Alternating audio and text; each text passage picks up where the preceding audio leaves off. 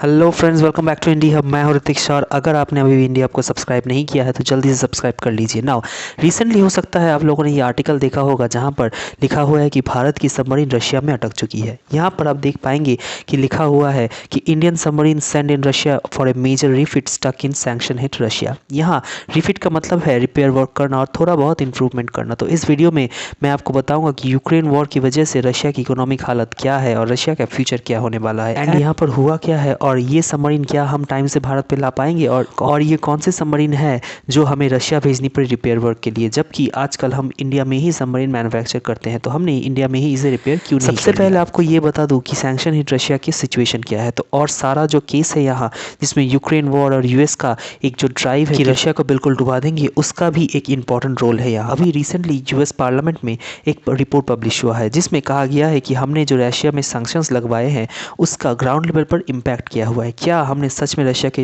Economy डुबा दी है? तो इसको लेकर अमेरिकन्स को एटलीस्ट ये तसल्ली है कि हर साल धीरे धीरे रशिया की इकोनॉमी हर फाइनेंशियल ईयर में नीचे आती जा रही है, और उनका टारगेट अभी के लिए ये है कि दुनिया की जो टॉप 10 इकोनॉमी की लिस्ट है वहां से ये रशिया को बिल्कुल निकाल देंगे। और हाँ, अगर रशिया की इकोनॉमी हर साल ऐसे ही गिरती रही तब रशिया आपको दिखेगा ईरान के आसपास, जो कि है नंबर 11। जी हाँ, ईरान की इकोनॉमी इतने सैंक्शंस लगने के बाद भी $2 ट्रिलियन की है। और ये तो मैंने बताया यूएस का स्मॉल टर्म गोल्स क्या है। इनका जो लॉन्ग टर्म टारगेट है, जो बाइडन ने बताया है कि ये मॉस्को को ग्लोबल इकोनॉमी से ही बिल्कुल कट ऑफ कर देंगे। मतलब आप ये भी कह सकते हो कि रशिया को G20 से, जो कि वर्ल्ड की टॉप 20 इकोनॉमी को लेकर बनती है, रशिया को उससे ये निकालना चाहते हैं। यही ग्रैंड प्लान है अमेरिका ना। रशिया जैसे देश को अगर आप अचानक से मिलिट्री और इकोनॉमिकली इस तरह से अटैक करोगे, क्योंकि देखो यूक्रेन को $100 बिलियन का जो सहायता है वो यूएसए ने अकेले ही कर दी है इस वॉर में। उसके अलावा भी सिर्फ इकोनॉमिक सैंक्शंस को छोड़कर रशिया और भी बेहद तरीके से बहुत सी पावर के साथ आज के समय एक साथ लड़ रहा है। और रशिया जैसे देश को अगर आप अचानक से ऐसे अटैक करोगे तो दुनिया भर में जो डिफेंस सेक्टर और अदर सेक्टर्स की कंपनी है उनको भी बहुत ज़्यादा नुकसान होगा। हाँ, फॉर एग्जांपल हाल ही में दसॉल्ट कंपनी है जो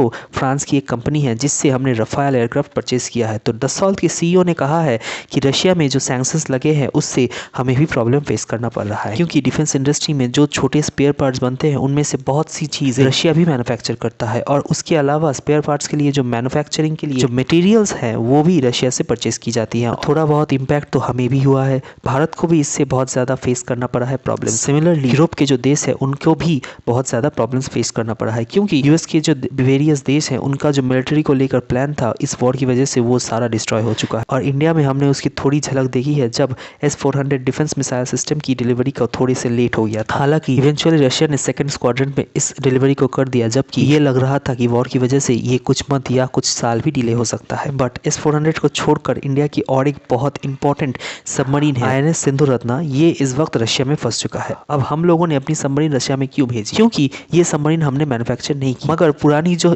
सबमरीन है सिंधु घोष क्लास की वो हमने परचेज की थी 1980s के टाइम पर यूएसएसआर से, जिस देश का सक्सेसर रशिया को माना जाता है। तो सिंधु घोष क्लास के अंदर हमने जो बहुत सारी सबमरीन रशिया से परचेज करी थी, like INS Sindhu Ghosh, INS Sindhu Ratna, INS Sindhu Raj, ये सब हालांकि बहुत पुरानी है, डीजल इलेक्ट्रिक सबमरीन है, बट फिर भी 3000 टन की ये सबमरीन आज भी हम इस्तेमाल करते हैं। They are important for India's defence. अब ये जो सिंधु रत्ना है इसके साथ एक बहुत ही खराब एक्सीडेंट हुआ था फरवरी 2014 में। आज से 9 साल पहले इसमें एक एक्सप्लोजन हुआ था, एंड अनफॉर्चुनेटली इनमें जो कुछ सेलर्स थे वो भी वीर गति को प्राप्त हुए। इस सबमरीन को भी बहुत ज्यादा डैमेज हुआ था। Now, कुछ रिपेयर तो यहाँ भी कर दिया गया था, बट एक मेजर रिपेयरिंग के लिए इसे रशिया भेजा गया था। तो जब यूक्रेन वॉर शुरू भी नहीं हुआ था तब की बात है, इंडिया ने INS सिंधु रत्ना को रशिया भेजा था एक डॉक पे रिपेयर होने के लिए और कुछ अपग्रेड्स करने के लिए, ताकि ये सबमरीन फ्यूचर में और भी बेहतर हो पाए और इसमें ऐसी एक्सप्लोजन्स की कोई प्रॉब्लम फिर से ना हो। अब कोइंसिडेंस कह लो या फिर खराब किस्मत, जब ये सबमरीन रशिया में पहुंची तब रशिया ने यूक्रेन वॉर स्टार्ट कर दी। प्रॉब्लम यहाँ ये आ रहा है कि जिस रास्ते से ये सबमरीन को वापस आना है वो रास्ता बहुत अनसेफ हो चुका है, और उसके अलावा भी कोई शिप इसको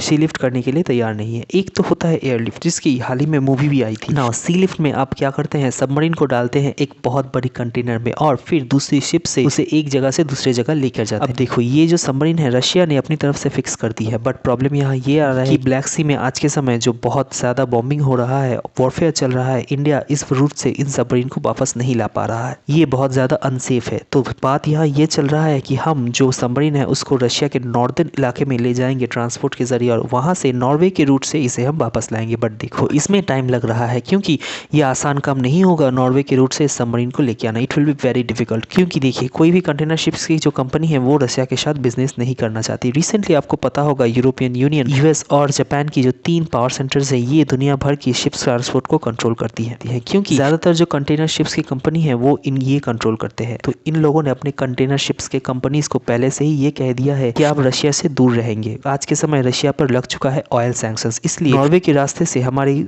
सबमरीन को लाना it will take some time. और इसीलिए ये आर्टिकल पब्लिश हुआ है कि अभी इंडिया की सबमरीन अटक गई है रशिया। अगर आप मुझसे यहाँ ये पूछे कि क्या हमें इससे स्ट्रेटेजिक लॉस हो, तो देखिए सबमरीन के बारे में हम दूसरी कंट्री से बहुत पीछे हैं, इसलिए हर एक सबमरीन हमारे डिफेंस फोर्सेस के लिए बहुत ज़्यादा इंपॉर्टेंट है। तो जितनी जल्दी हम ये प्रॉब्लम सॉल्व कर पाएंगे हमारी नेवल फोर्सेस के लिए उतना ही बेहतर होगा। ऐसे ही रोज़ के खबरों के लिए चैनल को सब्सक्राइब करना मत भूलिएगा।